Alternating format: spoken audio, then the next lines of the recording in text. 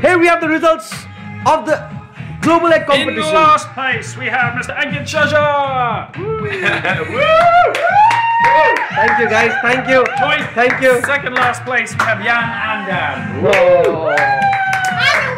The absolute outlandish omelette and the fairly average basic omelette. In second place, we have myself. No. A well-seasoned brave omelette. A well-seasoned brave omelette. And in first place, winning this 12-box free-range eggs, is Mr. Harry Clapham. Yeah! Simply the best! Who will you like to give your recognition to? Thanks to my dad, my free-range chickens.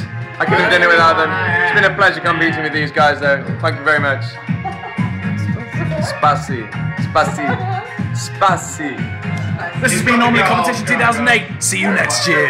See you next year. Smoke on. See you next year. Smoke on. Harry, your prize is to make us breakfast in bed tomorrow morning.